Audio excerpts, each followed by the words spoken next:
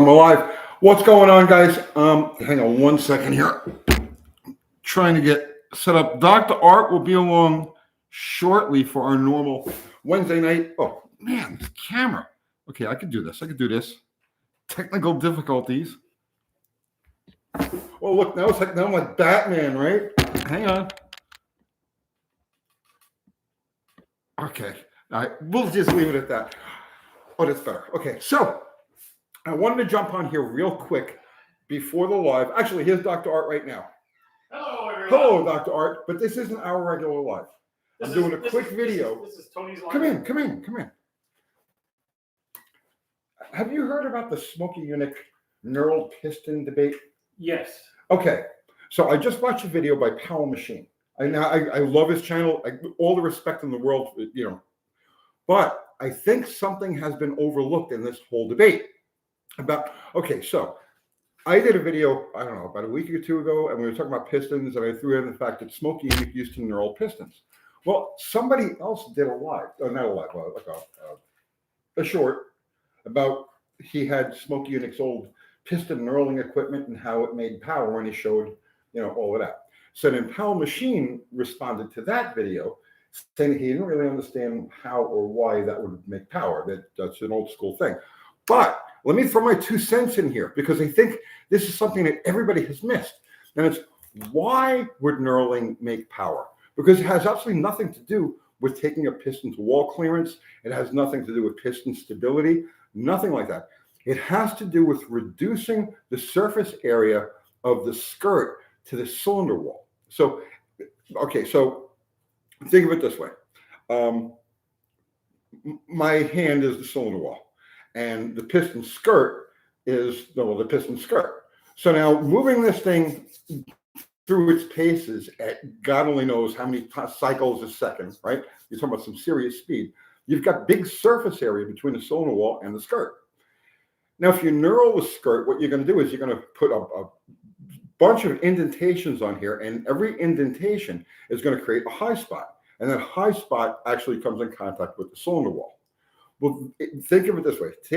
Take your hand and put it flat on a table like this, right? And now rub your hand using even pressure, rub your hand back and forth on the table, put your palm flat.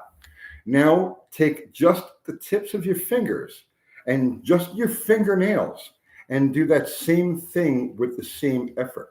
And you'll see that it's like, if this is, so if you were to rate this as 100 effort, this is 4. You see what I'm saying? Because you're only dealing with just the very tips of your fingers. Now, one of the things that Powell brought up is that those high spots on the knurl will wear away quickly, but not if you're using a fine cylinder bore or like a hone, a finish, because Smokey was using back in the day, probably using a molly ring. So the molly ring takes a fine cylinder bore finish. That fine cylinder bore finish, especially covered with oil, is not going to wear away those high points. So now, does that actually make power? Can that make, I mean, well, yes. Right. Now, I don't know how much power it's going to make. It's kind of like the whole reversing the piston thing. How much power does it make? I don't know. And it's going to have different effects on different engines. But the more surface area, or I should say the less surface area that the skirt has to contact the cylinder wall while still remaining stable, well, I mean, that's a win no matter how you look at it. So it has nothing to do with oil retention. It has nothing to do with piston stability. It has nothing to do with taking up a sloppy bore. It has to do with eliminating as much surface area from the skirt as possible while still allowing it to do its job by holding the piston steady. Does that make any sense to anybody? Yes? And it's amazing that the previous people who commented on that missed that completely. Nobody got this. The guy who did the video, the original video with the Smokey, and I only saw it because I watched Powell Machine's channel. So I only saw his video because Powell Machine shared it.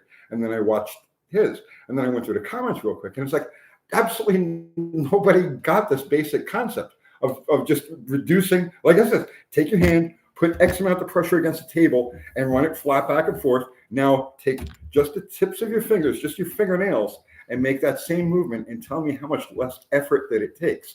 And now accelerate this to the point that you can't even see it moving, right? It's just a blur. And tell me how much less drag there is to that whole situation. Are they getting that? I don't know. But okay, so we're gonna do our regular live now. I'm just gonna Just end blob this. it.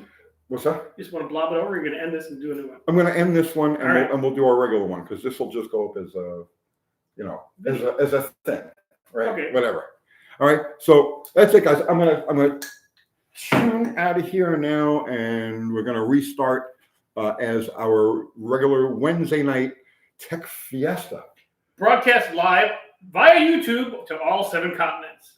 The whole universe, because you realize anything we do now is millions of years from now. The light years, It's going to away. bounce off of Alpha Centauri, and they're going to be like, "Oh!" They're going to be watching this stuff, right? Yeah. So, like I Love Lucy. We'll probably be right next to I Love Lucy and Green Acres. Well, the timeline, after the travels. It's not going to matter. It all gets compressed. Yeah. Exactly. Yeah. All right, guys. So that's it. We'll be back in 10 minutes with our regular live. All right. How do I end it? I hit the button. Hit the button. Okay. Here we go. The stream will stop. Bye-bye.